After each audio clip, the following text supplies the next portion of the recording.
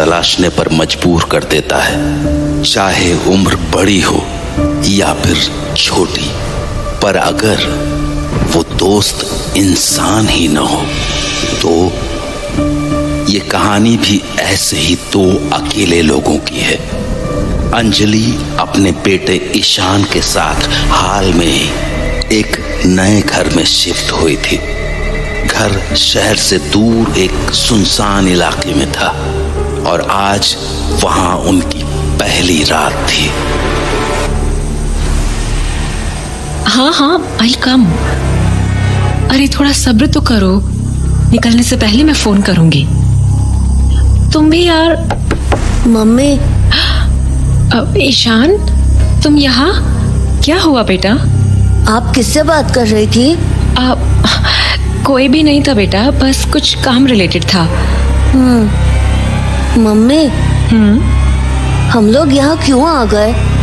यहाँ तो मेरा कोई दोस्त भी नहीं है। मुझे यहाँ बिल्कुल भी अच्छा नहीं लग रहा। ऐसे नहीं बोलते बेटा, थोड़े दिनों की ही बात है बस। देखना तुम्हारा भी मन लग जाएगा।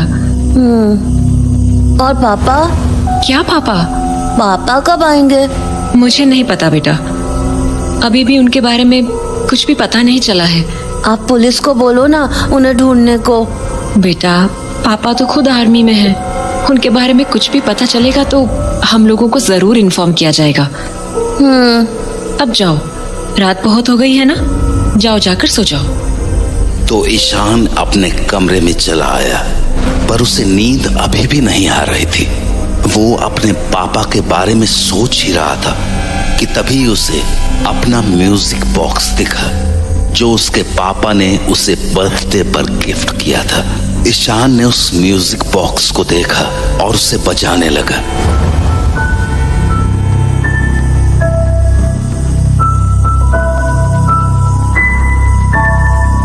अभी ईशान उस म्यूजिक बॉक्स को बजा ही रहा था कि तभी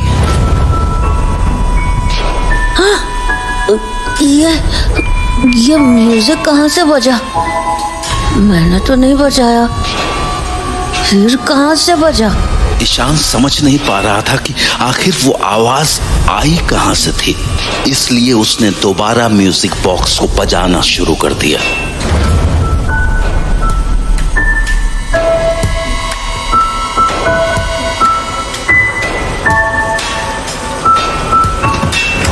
ईशान, हाँ?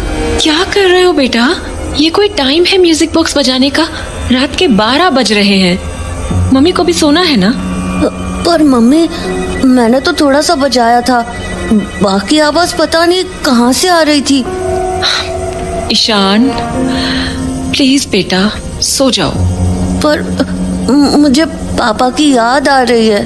अरे बेटा, आधी रात को म्यूजिक बॉक्स बजाने से पापा थोड़ी आ जाएंगे। और एक तो इस म्यूजिक बॉक्स के पीछे हाथ धोकर पड़े हो तुम। मना किया था ना इसे अपने साथ लाने से। ये टूट गया है बेटा, कब तक खेलोगे इससे? हाथों में कभी चुभ गया तो? नहीं, ये पापा ने दिया है, उनका गिफ्ट है। बेटा 4 साल के थे तुम तब, अब तुम्हारी इससे खेलने की उम्र थोड़ी ना है। एनीवे, प्लीज इसे बंद करके साइड रखो और सो जाओ। Okay, good night. उसके बाद ईशान म्यूजिक बॉक्स को साइड में रखकर एकटक उसे देखने लगा। पापा अब जल्दी आ जाओ, मेरा यहाँ बिल्कुल मन नहीं लग रहा। उस म्यूजिक बॉक्स को देखते हुए ईशान को पता ही नहीं चला कि कब वो गहरी नींद में सो गया। पर अगली सुबह जब उसकी नींद खुली तो उसे किसी के हंसने की आवाज सुनाई दी। वो आवाज अंजलि की थी, मानो वो किसी से हंसकर बातें कर रही हो। ईशान को लगा घर पर कोई आया है, तो वो अपने बेडरूम से निकलकर सामने वाले कमरे के पास चला गया। अंदर झांक कर देखा तो उसकी मम्मी किसी से फोन पर बातें कर रही थी, तो वो छुपकर उनकी बातें सुनने लगा। अच्छा, तुम भी ना कमाल हो, सुबह सुबह शुरू हो गए। और नहीं तो क्या। हाँ रात को देखती हूँ। हाँ नहीं, अभी तो वो सो रहा है। It's safe to talk. अरे नहीं, उसे कुछ शक नहीं होगा। I can handle him. वैसे रात को तुम्हारे लिए कुछ लेकर आऊंगी। अरे अभी क्यों बताऊं? सरप्राइज है? हाँ ऑफ कोर्स। एक सेकेंड रुकना। हाँ शायद कोई कॉल आ रहा है। हेलो, हाँ भैया आप आ गए क्या? हाँ मैं आती हूँ। ईशान तुम कब उठे? बस अभी। अच्छा आप 1 मिनट रुकना। हाँ हेलो, हाँ भैया बस मैं 2 मिनट में आई। ईशान घर पे रहना, मैं बस 2 मिनट में आई। कहाँ जा रहे हो आप? बस आई। इससे पहले कि ईशान कुछ और सवाल कर पाता, अंजलि बाहर चली गई और ईशान उसके कमरे में जाकर बेड पर रखे लैपटॉप को देखने लगा। लैपटॉप पर एक ऑनलाइन शॉपिंग साइट खुली हुई थी। शर्ट? मम्मी ये शर्ट क्यों खरीद रही हैं? ये तो बड़ी शर्ट है, मुझे तो आएगी भी नहीं। ईशान लैपटॉप को देख ही रहा था कि तभी अंजलि कमरे में एक पार्सल लेकर आई। उस पार्सल को देखते ही ईशान बोला, ये क्या है? क्या लाए हो? कुछ सामान है बेटा। क्या सामान? पर्सनल सामान है बेटा। अब चलो ब्रेकफास्ट बना दूं तुम्हारा। तो उसके बाद अंजलि ने पार्सल बेड पर रखा और ईशान को लेकर कमरे से बाहर चली आई। ईशान पूरे दिन उसी पार्सल के बारे में सोचता रहा और शाम को जब अंजलि खाना बना रही थी तो वो चुपके से उसके कमरे में चला गया।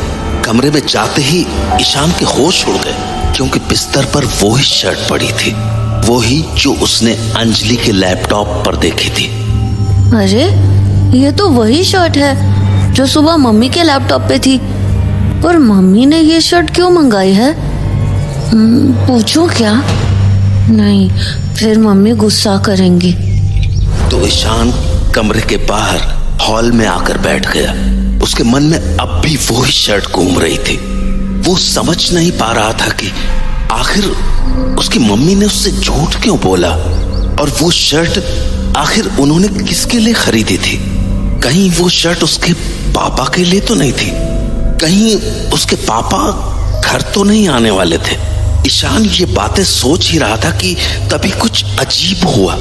उसे कहीं से वो ही म्यूजिक बॉक्स वाली धुन सुनाई देने लगी। ईशान चौंक गया, क्योंकि म्यूजिक बॉक्स तो उसके सामने ही रखा था और उसने उसे बजाया भी नहीं था।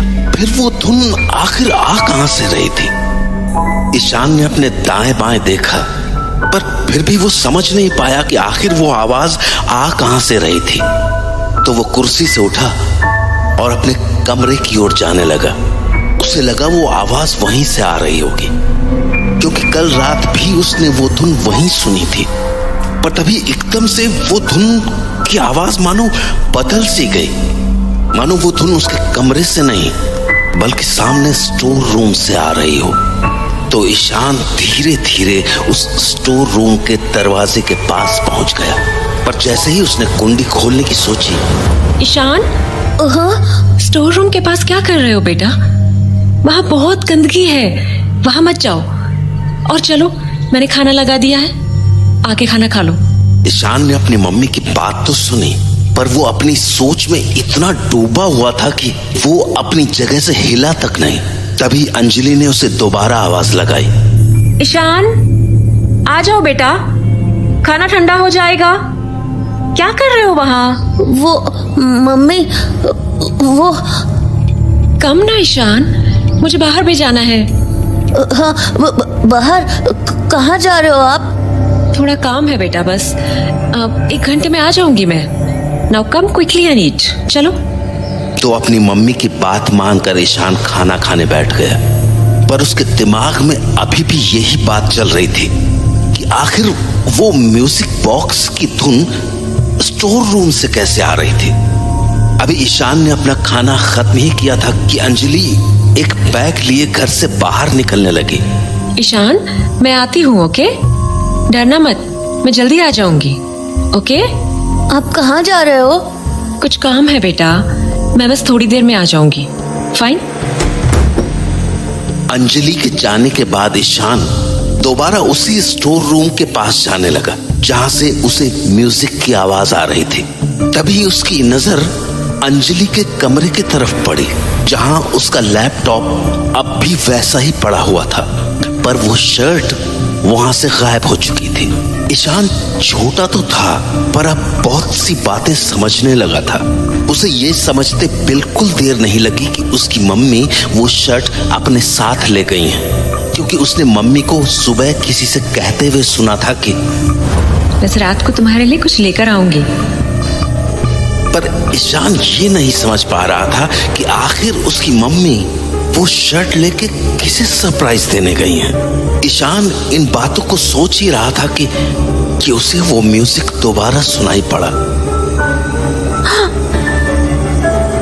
और इस बार भी वो आवाज स्टोर रूम से ही आ रही थी। उस म्यूजिक को सुन के ईशान खुश होने के साथ साथ थोड़ा डर भी गया, क्योंकि वो घर पर अकेला था और उसे अकेले स्टोर रूम में जाने में अब डर लग रहा था। तो बहुत देर तक ईशान ने अपने मन को समझाया, पर जब वो धुन बंद नहीं हुई तो वो उस स्टोर रूम के पास पहुंच गया। पर जैसे ही उसने उस स्टोर रूम का दरवाजा खोला, उसके होश उड़ गए, क्योंकि स्टोर रूम के अंदर कोई खड़ा था। तभी ईशान की नजर उसके कपड़ों पर पड़ी। उन कपड़ों को ईशान एक झटके में पहचान गया और बोला, पापा, पापा आप? पर इससे पहले कि ईशान कुछ और कह पाता, उसे अपने पीछे से अपनी मम्मी की आवाज सुनाई पड़ी। ईशान, हाँ? तुम फिर से स्टोर रूम के पास चले गए? मैंने मना किया था ना। चलो दरवाजा बंद करो और यहाँ आओ। पर मम्मी यहाँ। पर जैसे ही ईशान पलटा, स्टोर रूम में अब कोई नहीं था। हाँ? अरे ये क्या हुआ? अभी तो यहीं। ईशान क्या बोल रहे हो? यहाँ आने को बोला ना मैंने। पर मम्मी अभी यहाँ पर पापा थे। क्या? हाँ मम्मी, अभी वो स्टोर रूम में थे, मैंने देखा। ईशान क्या बोल रहे हो? मम्मी सच्ची, वो म्यूजिक बॉक्स की आवाज दोबारा आई थी। ओह गॉड ईशान, स्टोर रूम से। और जब मैंने दरवाजा खोला तो यहाँ पापा खड़े थे। ईशान बेटा, सेम वो आर्मी वाला ड्रेस में। इनफ ईशान, ये क्या बोले जा रहे हो तुम? मम्मी सच्ची मैंने देखा था पापा को। Ishan that's just not possible, okay? Mummy पर मैंने देखा। ईशान लिसन टू मी, मैंने कहा ना इट इज नॉट पॉसिबल। तुम्हारे पापा यहाँ हो ही नहीं सकते, समझे ना? Now close the store room और दोबारा मत खोलना वो दरवाजा। मम्मी की डांट के बाद ईशान कुछ नहीं बोला। उसने स्टोर रूम का दरवाजा बंद किया और अपने कमरे में चला गया। ईशान कमरे में चला तो आया था, पर उसका सारा ध्यान स्टोर रूम पर ही था, क्योंकि उसे भरोसा था कि स्टोर रूम के अंदर उसने अपने पापा को ही देखा था। इसलिए वो कमरे में बैठा बैठा अपनी मम्मी के सोने का इंतजार कर रहा था, ताकि वो दोबारा स्टोर रूम में जा सके। पर इंतजार लंबा था, इसलिए समय काटने के लिए वो अपने टैबलेट पर एक वेब सीरीज देखने लगा, जिसका नाम था माय हीरो। पापा, आप मेरे साथ कब खेलोगे? I miss you. मैं भी तुम्हारे साथ खेलना चाहता हूँ बेटा, पर शायद अब मैं तुम्हारे साथ कभी नहीं खेल पाऊंगा।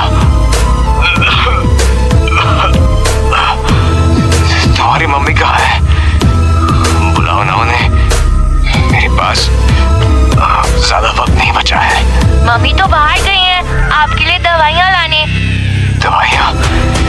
सारी दवाइयाँ तो सामने पड़ी है। फिर तुम्हारी मम्मी कौन सी दवाई लेने गई है? मेरे पास वैसे भी बहुत कम वक्त बचा है। पापा, आप ऐसे मत बोलो प्लीज। मैं तुम्हारे साथ हमेशा रहूंगा,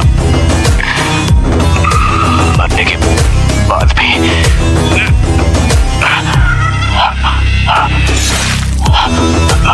हमेशा। पापा। ईशान उस मूवी में खो गया कि उसे पता भी नहीं चला कि कब रात के 3 बज गए। घड़ी की आवाज सुनते ही ईशान हड़बड़ा सा गया। टाइम देखने पर उसने अपने टैबलेट को साइड में रखा और निकलकर अंजलि के कमरे के पास पहुंच गया। जब अंदर झांकने पर वो सोती हुई दिखी तो ईशान स्टोर रूम का दरवाजा खोलकर अंदर चला आया। अब की बार अंदर खिड़की के पास कोई नहीं था, पर ईशान को पूरा भरोसा था कि उसके पापा उसी कमरे में हैं। तो उसने धीमी आवाज में उन्हें पुकारना शुरू किया। पापा, पापा, ईशान, पापा, आप यहाँ? Ishan, calm down. पापा, मुझे पता था आप ही हो। मैंने देखा भी था, पर मम्मी मानी ही नहीं। पर आप यहाँ स्टोर रूम में क्यों हो? ईशान, हाँ? silence. I came here to tell you something. हाँ? क्या? यही कि I am never coming home again. हाँ? क्या मतलब? क्या मतलब घर नहीं आओगे? आप तो यही हो, तो फिर? टच में ईशान, तुम खुद समझ जाओगे। हाँ? ये क्या हुआ? पापा, आपको क्या हुआ?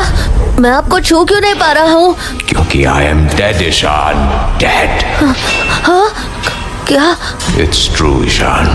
I am dead.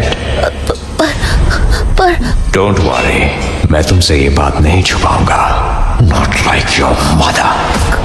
क्या मम्मी को पता है कि आप तो मम्मी ने मुझे क्यों नहीं बताया? अंजलि ने तुमसे बहुत कुछ छुपाया है Ishan, but if you look carefully, you might find it all. Ishan को स्टोर रूम से निकलते निकलते सुबह हो गई। अब वो अपने कमरे में बैठा मम्मी के जागने का इंतजार करने लगा। ईशान को उनसे ढेर सारे सवाल करने थे, इसलिए वो ये सब सोच ही रहा था कि उसकी नजर अपने टैबलेट पर पड़ी, जिस पर अब भी वो वेब सीरीज पॉज्ड पड़ी थी। हेलो, तुमने फिर फोन कर दिया? कितनी बार कहा है डायरेक्ट फोन मत किया करो। मेरा पति मरने वाला है, मरा नहीं है। At least let him die for God sake. और ये मेरे घर के आसपास आना बंद कर दो। मुझे बार बार रोहन को ये बोल के आना पड़ता है कि मैं उसके पापा के लिए दवाई लेने जा रही हूँ। हाँ ठीक है, पता है हाउ मच यू मिस मी। वैसे भी आजकल में मेरा पति मर ही जाएगा, तो इंश्योरेंस का सारा पैसा हमारा। उसके बाद वी कैन स्टे टुगेदर। तब तक नहीं करना होगा तुम्हें मुझे मिस। हाँ क्या मतलब रोहन का? क्या यार, देखते हैं ना, अगर ज्यादा प्रॉब्लम करेगा तो वी विल लीव हिम यहाँ। वैसे भी उसे अपने बाप और इस घर से कुछ ज्यादा ही प्यार है। अच्छा चलो, आई हैंग अप नाउ। अच्छी पत्नी होने की एक्टिंग भी तो करनी है मुझे। और हाँ, प्लीज डोंट कॉल मी। जो भी बात करनी हो वो मैसेज में करना, समझे? Okay bye. मैसेज? उस वेब सीरीज को देखते हुए न जाने ईशान के मन में क्या आया कि वो टैबलेट बिस्तर पर रखकर कमरे से बाहर निकल गया। अंजलि तब तक उठ चुकी थी और किचन में खाना बना रही थी। शायद ईशान को इसी मौके की तलाश थी। वो फौरन अंजलि के कमरे में पहुंच गया और किस्मत से उसे वहां अंजलि का लैपटॉप भी खोला मिल गया। लैपटॉप में एक चैट विंडो खुली थी। ईशान ने देखा कि उसकी मम्मी जिससे बात कर रही थी वो कोई अननोन नंबर था, तो वो उस चैट को पढ़ने लगा। Hey, sorry about the call. I got worried. यार, मैंने कहा था ना कॉल मत किया करो। वैसे ही ईशान ने मुझे सवाल कर कर के पागल कर रखा है। जो भी बोलना है यहाँ बोल दिया करो। अच्छा, तुमने उसे कुछ बताया है क्या? नहीं, एब्सोल्युटली नॉट। बेकार उसके मन में 1000 सवाल पैदा हो जाएंगे एंड मैं अभी उसके सवालों का जवाब नहीं देना चाहती हूँ। Want this to go smooth। और वैसे भी ये सारा ड्रामा आज रात को खत्म हो ही जाएगा। उसके बाद we will be together forever। Ishan, mummy की आवाज सुनते ही ईशान सहम गया और जैसे तैसे हड़बड़ाते हुए कमरे से बाहर निकला। सामने उसके कमरे के दरवाजे के पास मम्मी खड़ी थी। हाँ मम्मी। तुम कब जागे? बस अभी अभी। अच्छा, और मेरे कमरे में क्या कर रहे थे? वो मैं आपको देखने गया था। अच्छा, तुम सच में अभी अभी जगे हो? हाँ। ईशान, झूठ मत बोला करो मुझसे, समझे तुम? ये क्या है ये? हाँ, क्या देख रहे थे तुम? और कब से देख रहे थे? रात भर तुमने यही देखा है ना? नहीं मम्मी, मैं फिर झूठ। मना किया ना झूठ बोलने से। मैं रात को देख रहा था। क्यों देख रहे थे? ये वही वेब सीरीज है ना, माय हीरो? हाँ मम्मी, अभी आई है। अच्छा, फिर तो ये भी पता होगा कि ये बच्चों के लिए नहीं है। पर मम्मी, ये सीरीज नहीं देखनी है, समझ में आई बात? पर हाँ या ना ईशान, समझ आई मेरी बात या नहीं? हाँ। अब सुनो, मैं शाम को कहीं जाऊंगी, so you better behave properly while I am gone, okay? ना घर के स्टोर रूम्स वगैरह में घूमना है और ना ही ये सब वेब सीरीज देखनी है। Got it? ट्राई करना कुछ पढ़ाई कर लो, क्योंकि आज रात के बाद वैसे भी हाँ, मतलब आज रात को सब पता चल जाएगा। अब चलो ब्रेकफास्ट कर लो। मम्मी की बातों से ईशान का शक और भी बढ़ चुका था, इसलिए शाम को जैसे ही अंजलि बाहर गई, ईशान फौरन स्टोर रूम में चला है। पापा। Ishan, what happened? पापा, वो मम्मी बहुत गंदी है, वो अच्छी नहीं है, वो बिल्कुल अच्छी नहीं है। और आज ना वो कुछ करने वाली है। What do you mean? मुझे नहीं पता, पर वो बोल रही थी कि आज के बाद मुझे पढ़ने का भी मौका नहीं मिलेगा। पापा, वो मुझे घर से निकाल देंगी, वो उनके फ्रेंड को लेकर आ जाएंगी और मुझे यहाँ से निकाल देंगी। I know, Ishan. Why do you think I am dead? Anjali ने मेरे साथ भी यही किया था। हाँ, क्या किया मम्मी ने आपके साथ? हाँ? I know about that friend, Ishan. I knew all about that affair of hers. But when I tried to stop her, she killed me. हाँ? आपको मम्मी ने मारा है? Yes, ईशान। मुझे अंजलि और उसके फ्रेंड ने ही मारा है। क्या मतलब आप मिसिंग नहीं थे? आपको मम्मी ने मार डाला? Yes. इसलिए कल मम्मी मुझे बार बार ये बोल रही थी कि आप यहाँ हो ही नहीं सकते। Yes. Stop crying, Ishan. You are not a kid anymore. पर जब मम्मी आएंगी तो मैं क्या करूँगा? वही जो एक सोल्जर को करना चाहिए। You have to fight and you have to win. Do you understand? Don't forget, Ishan, what she did to me. You have to win or else you will be dead like me as well. Do you understand? तो Ishan store room से बाहर चला गया और कुछ ही देर में अंजलि घर वापस आ गई। पापा, मम्मी आ गई। डोंट वरी बेटा, मैं हूं ना। Be brave. अभी ईशान ने खुद को संभाला ही था कि अंजलि घर का दरवाजा खोलने लगी। वो दरवाजा खोलकर अंदर आ ही रही थी कि ईशान को उसके हाथों में एक चाकू सा दिखा और उसने जोर से उसके हाथ पर अपना हाथ दे मारा, जैसे वह चाकू जमीन पर गिर गया और ईशान ने दरवाजे को जोर से बंद कर दिया। ईशान, ये क्या कर रहे हो? पागल हो गए हो क्या? दरवाजा क्यों बंद कर दिया?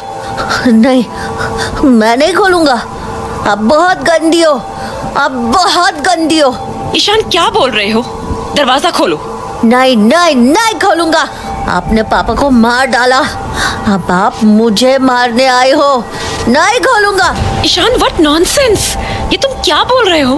पागल हो गए हो क्या? Just open the dam door now. नहीं खोलूंगा, मैं नहीं खोलूंगा। ईशान, मैंने कहा दरवाजा खोलो। Well done, Ishan.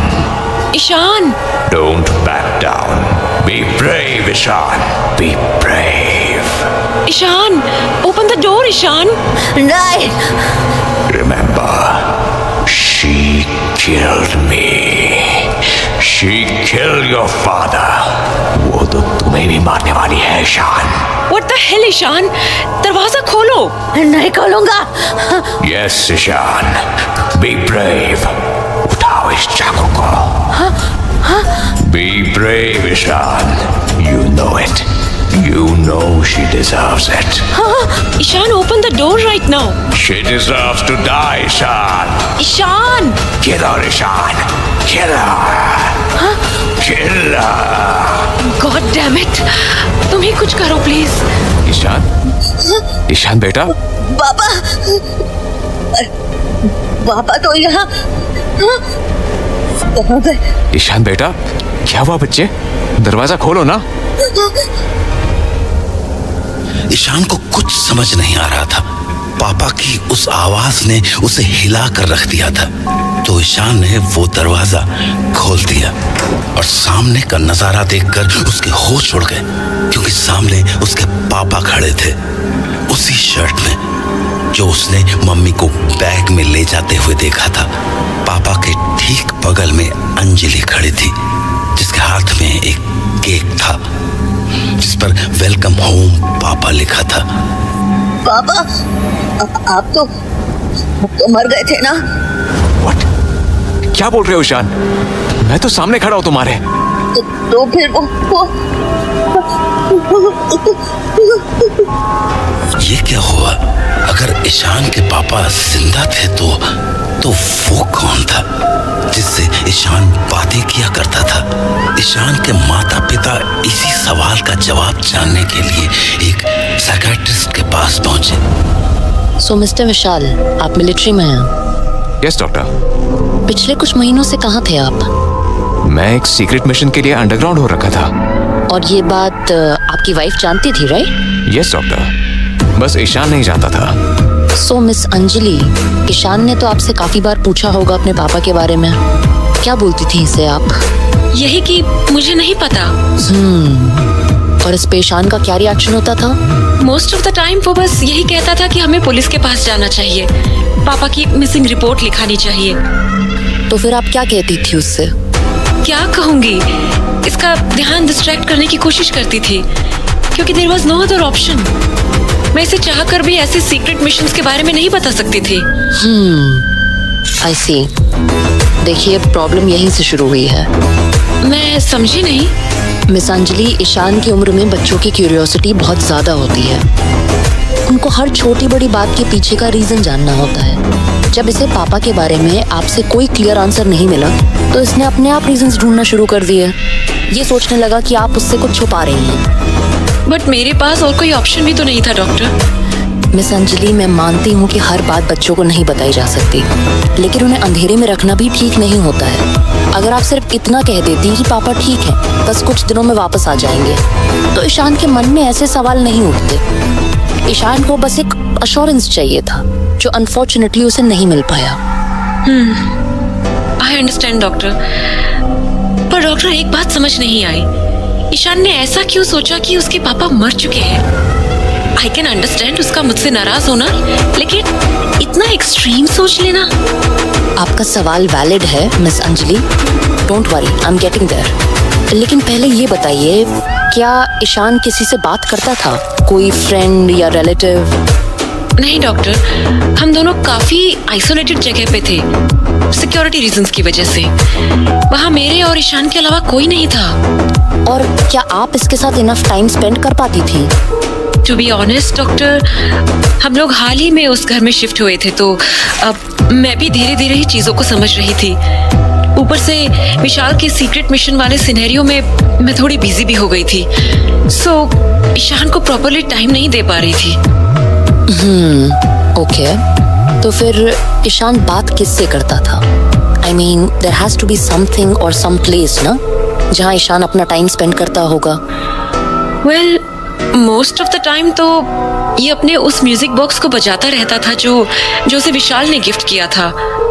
उसके अलावा तो हाँ, ये एक वेब सीरीज देखता था, माई हीरो करके। My hero? Sorry, I am not familiar with it. क्या स्टोरी है उसकी? आई थिंक एक बच्चे की कहानी है। अपेरेंटली उसकी मम्मी का अफेयर चल रहा होता है and she ends up killing her husband. There you go. So you mean Ishan को लगा कि मैंने विशाल को मार दिया है? Oh God. Worse miss Anjali, worse. Ishan उस वेब सीरीज में इतना खो गया कि उसी को अपना सच मानने लगा। उसने खुद को उस बच्चे की जगह रख लिया और सोचने लगा कि जो उस कहानी में हुआ वही उसके साथ भी हो रहा है। मेडिकल टर्म्स में से डिसोशिएटिव आइडेंटिटी डिसऑर्डर कहते हैं, जिसमें इंसान खुद की आइडेंटिटी को भूल करके किसी और की आइडेंटिटी अपना लेता है। इसीलिए इस एज ग्रुप में it's very important to monitor बच्चा क्या देख रहा है, क्या सुन रहा है, क्योंकि अभी इनका सबकॉन्शियस माइंड एक कोरे कागज की तरह होता है और एक बार उस कोरे कागज पर कुछ छप गया तो बच्चे उसी को सच मानने लगते हैं। We understand, doctor. But I still can't understand this कि ईशान मुझसे कैसे बात कर पा रहा था जबकि I wasn't even there. आपकी एब्सेंस का असर ईशान पर काफी गहरा था मिस्टर विशाल। किसी भी बच्चे के पहले दोस्त उसके माँ बाप ही होते हैं, पर जैसे कि मैंने पहले भी बताया, अगर बच्चों को उनके जवाब माँ बाप से नहीं मिलते हैं तो वो बाहर जाकर अपने दोस्तों से उन जवाबों को ढूंढने की कोशिश करते हैं। पर जब वो भी पॉसिबल नहीं हो पाता तो वो खुद से बातें करने की आदत डाल लेते हैं, as if they are talking to an imaginary friend, like diary में अपने थॉट्स लिखना। बट प्रॉब्लम तब होती है जब कुछ बच्चों को उनका इमेजिनरी फ्रेंड दिखने लगता है। उन्हें लगता है कि वो किसी और से बातें कर रहे हैं, लेकिन असल में वो अपने ही मन के एक टुकड़े से बात कर रहे होते हैं। ईशान ने भी ऐसे ही अपने अकेलेपन में स्टोर रूम को अपनी इमेजिनरी दुनिया बना ली, जहां वो अपने इमेजिनरी पापा से बातें किया करता था। पर जब उसकी इस इमेजिनेशन पर वेब सीरीज का डार्क इन्फ्लुएंस पड़ा तो उसका ये कनेक्शन धीरे धीरे एक डिस्टर्बिंग शेप लेने लगा। मेडिकल टर्म्स में इसे स्किज़ोफ्रेनिया की अर्ली स्टेज कहते हैं। ये एक रेयर और सीरियस कंडीशन होती है जो बचपन में शुरू होती है। इसमें बच्चे को अपने थॉट्स और रियलिटी के बीच का डिफरेंस समझने में डिफिकल्टी होने लगती है। Oh God. तो मतलब Ishan. Don't worry, you people are lucky miss Anjali कि ये इशू इतनी जल्दी सामने आ गया, और else this could have been disastrous. But doctor, is Ishan okay now? Don't worry, he will be fine. जैसे मैंने कहा, ये डिसऑर्डर बहुत अर्ली स्टेज पे डिटेक्ट हो गया है। अभी आपको सिर्फ इसे इमोशनल सपोर्ट देना है, आपका टाइम, आपका प्यार, दैट्स इट। थोड़े दिनों की थेरेपी और मेडिकेशन के बाद ही विल बी फाइन। पर इस दौरान ध्यान रहे, ईशान को कभी भी इमोशनली आइसोलेटेड फील मत करने देना, वरना प्रॉब्लम बहुत ज्यादा बढ़ सकती है। Okay doctor, we understand. Ishan की कहानी तो खत्म हो गई और वो ठीक भी हो गया, पर हर किसी की किस्मत इतनी अच्छी नहीं होती, क्योंकि कुछ लोग अकेलेपन में इतने ज्यादा खो जाते हैं कि वो उससे कभी बाहर नहीं आ पाते। उम्मीद है कि आप कभी इस अकेलेपन का शिकार न बने।